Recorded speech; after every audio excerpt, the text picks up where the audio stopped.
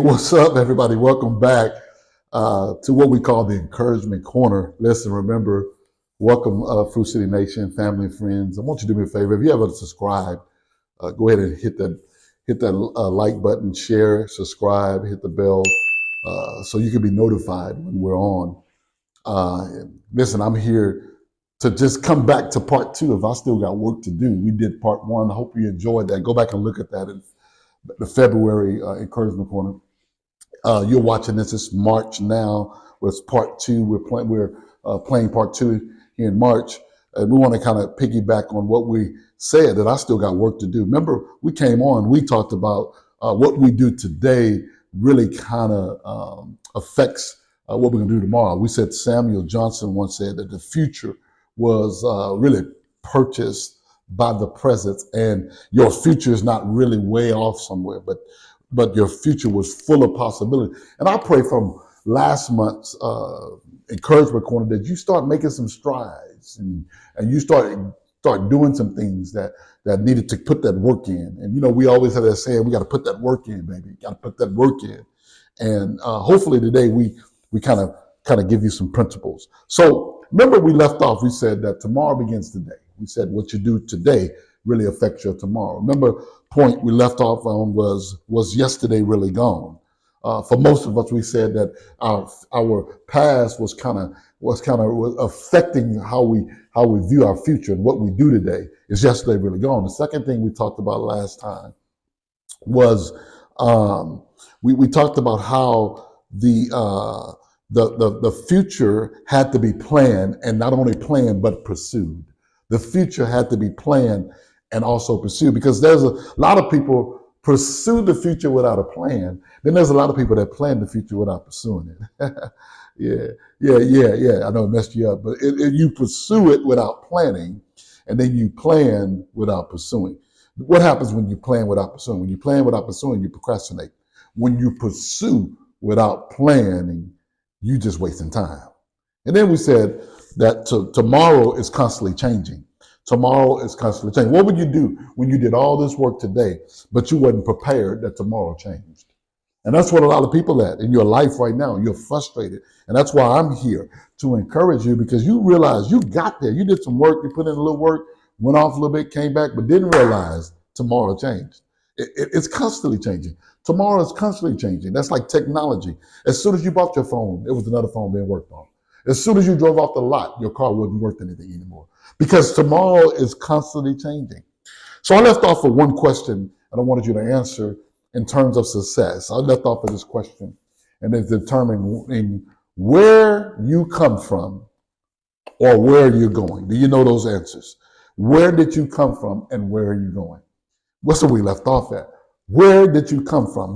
How far did you come? Because how far you come will let you know how much work you got to put in, and how far you have to go will give you an idea. It'll give you an idea how much work you got to put in. So let's go. Let me give you a few success principles here in this March Encouragement Corner that'll be critical for your success. The first thing I want to ask you is, what is your purpose?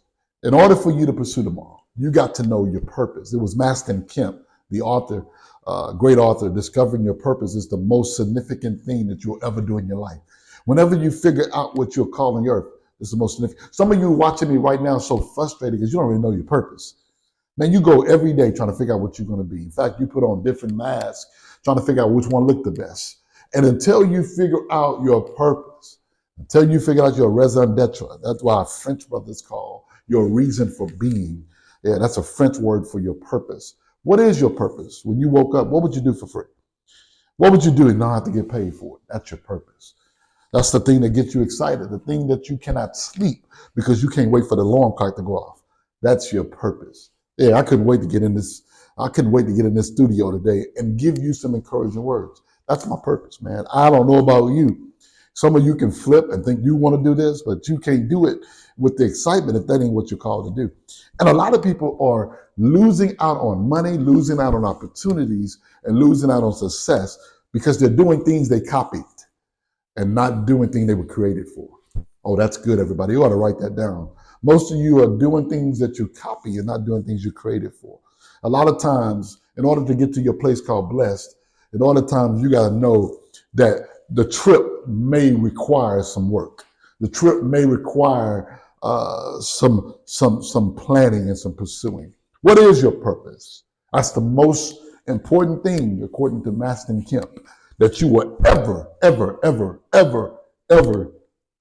get the most out of your life is your purpose. The second thing I want to talk to you about is, what do you have a passion for, my friend? What do you have a passion for? What really flicks your bit? What really what do you love? And because if you do what you love, success will follow what you love. A lot of you don't understand because you're looking for success. A lot of you are working somewhere where you don't love. That's why don't judge where your job is now to getting your job done later. Is that too deep? In other words, because sometimes you could be doing fries, but you might end up owning the Burger King later. Yeah, don't judge what you're doing now to what you're going to end up later. But what do you have a passion for? Yeah, you may be flipping burgers, but you got a passion for restaurant. You may be cooking and doing things and cleaning and busting tables, but you could be owning a restaurant later because you got a passion for serving people. You got a passion for food. You got a passion to do those things. What do you have a passion for? What do you do? What do you have a passion for? Because when you do what you love, my friend, success will always follow what you love. Right now, you may be doing what you like because you need that check, and that's okay. Nothing shame about that. Nothing shame about clocking in at 7-Eleven because that's what's paying the bill. That's what's keeping a light switch. That's what when you turn the light switch on, that's what making the lights come on. But guess what? That doesn't mean that's what you're going to be forever. And you got to wake up every day saying, listen, this is not going to be my forever. I got a passion for this. And just because I'm here right now doesn't mean I'm not going to get there later. What do you have a passion for? Third thing is, do you have patience? Do you have patience? That's critical. Do you have patience? You must let patience do its perfect work. You studied the Bible. James said that.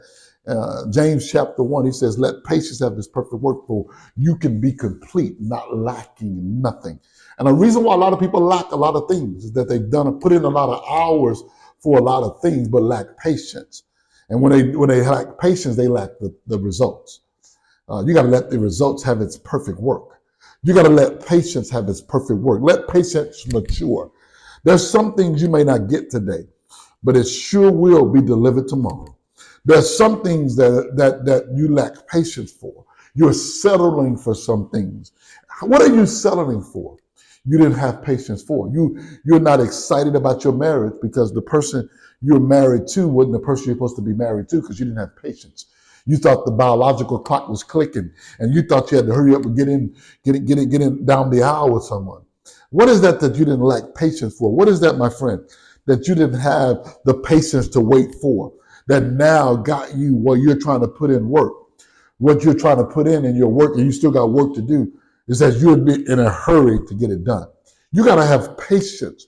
You got to have patience for what God has created you for. And you got to wait for the results. You can't put the cart before the horse. You got to put the heart before the cart.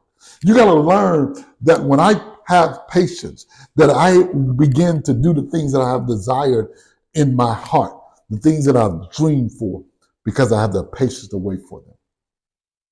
And then the next one is, what are your priorities, my friend? Yeah, I know you got your purpose. I know what you have passion for. Yeah, but do you have patience? And right now, what are your priorities? You know Stephen Covey. How many know Stephen Covey? Author Stephen Covey. Read everything Stephen Covey. But I've always read Stephen Covey because I'm a leader, and it says 7 highly effective principles of highly effective people. I read that 7 highly effective principles for highly effective leaders. But Stephen Covey, he asked the question that you must decide what your priorities are and have the courage to pleasantly, smilingly, unapologetically say no to the other things. That's what priority do. Priority pushes you to the front because you pleasantly, smilingly, unapologetically say no to other things. That's what priority says. Priority says, I'm not going to waste my time doing stuff. I'd rather say no now so my success will say yes. I'd rather say no to some things now. I'd rather not go to some places so I can go to some places. I'd rather not go to some places now so I can go to some places later. Yeah, I'll say no to some places now. I'll say no to some things now because my priorities are in order. Or your priorities in order, or in order for you to have the right priorities, you got to have patience for the things. Man, that's maybe the thing that's stopping you is your priorities. You may be doing things now that you shouldn't be doing. That you may be trying to enjoy more now that you can enjoy later. You may be needing to put in some more work now. I want to encourage you, man. Man, this is a heavy message in March, but we're getting close to Easter. We're coming upon Easter, man. We're getting ready for Resurrection Sunday. Man, I'm tripping. Man, I'm getting ready. My team is getting ready. We're ready for the biggest Easter, man, we've ever seen because we're getting ready for the biggest blessing we've ever seen. And I want to encourage you on this encouragement corner to get your priorities in order. The last thing I want to do is I want to ask you this. Do you understand the process? Or do you understand process? Not only do you have a purpose and a passion and patience and your priorities, but do you understand process? Because process is the most important thing.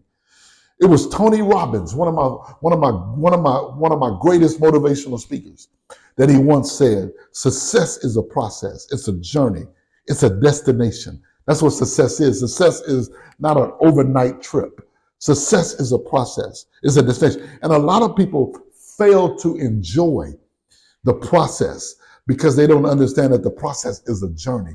It's not going to happen overnight. It's not going to happen when you snap your fingers. And I want to encourage you because now you may be discouraged because you put in some work and it didn't happen today or it didn't happen overnight. You blink your eyes like Genie and it did not change. But yes, success in the process is that understanding that it is a journey, and a journey means you might have to pack some bags. You might have to stay. You might have to get ready for a road trip. You may have to stay in some uncomfortable places to get to your place called blessed, to your final destination. Do you understand, my friend, that this process is critical for your success? Your tomorrow is critical. What God has for you tomorrow is for you. And nobody can take that away from you. There is nothing that you can do that will stop you but you. There is nothing that you can do but not do it. Not understanding your purpose, not understanding your raison d'etre, not understanding that having a purpose is the greatest thing you have in your life, but understanding that your passion, your love, that what you have love for, your success will follow. Don't let people talk you down because they don't understand where you're going. Don't let people stop you because they can't see where you're going. Yeah, don't let your priorities get out of line. Don't have fun today. Have fun tomorrow. Work today and you'll have fun tomorrow, my friend. And then understand the process. Understand that what other people are achieving today, you got room to wait for tomorrow. What other people are enjoying today, your process ain't finished yet. And you got to know that when you take something out too soon, it won't taste the same. You won't enjoy how it tastes tomorrow. Yeah, you take those cookies out too soon, my friend, then those cookies won't taste great. And if you take them out too late, then they will be burnt. Listen, you got to understand the process. Everything in life has a process. Everything you do have a process. Everything that's going to happen to you, you got to understand that it's going to happen by putting in today what's going to happen tomorrow. So I hope in these last two sessions, in the February session, the March session, that we have answered the question, what have happened yesterday can't stop you of what you have done today. That's going to be critical for what you're going to do for tomorrow. Listen, my friend, I pray that your tomorrow is the most blessed tomorrow that you can ever achieve. I want you to write me. I want you to let me know that you have gotten over your yesterday, that you prepared and put in work today, and that you're ready to enjoy your tomorrow. Listen, I'm Pastor David L. Adams, the beautiful city of Houston, Texas. This is the Encouragement Corner. Thank you for tuning in, my friend. You be blessed, and I'll see you next month.